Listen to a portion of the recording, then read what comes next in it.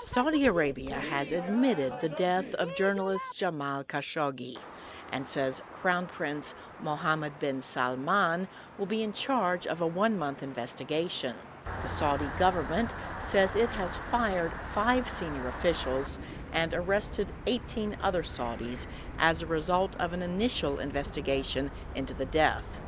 Those fired include a close advisor to the Crown Prince, Saud al-Qahtani, and Deputy Intelligence Chief Major General Ahmed al-Asiri.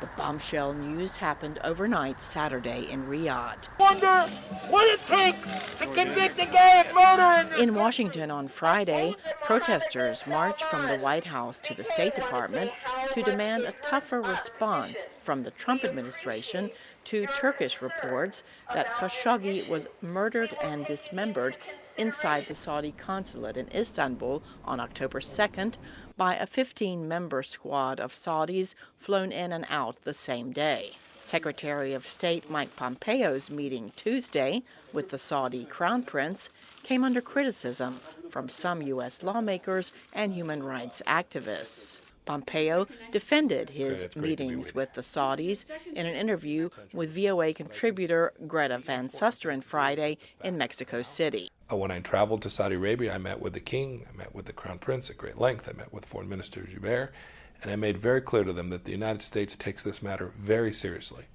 that we don't approve of extrajudicial killings, that we don't approve of that kind of activity, that it's not something consistent with American values, and that it is their responsibility, as this incident happened in their consulate. Former U.S. Ambassador to Saudi Arabia, James Smith, remains skeptical that the administration will make a principled stand on human rights with the kingdom.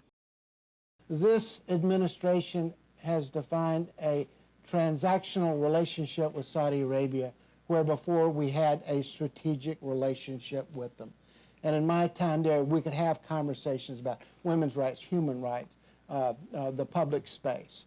And none of that is going on now because it is a transactional relationship focused mainly about money.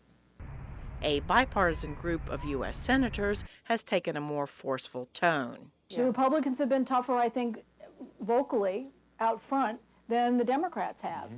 And there is actually, it's one of the few issues in Washington there's bipartisan support, maybe the only one. Washington must now decide how to respond to the developments coming out of Saudi Arabia. After Riyadh had claimed for 2 weeks they had no idea what happened to Jamal Khashoggi.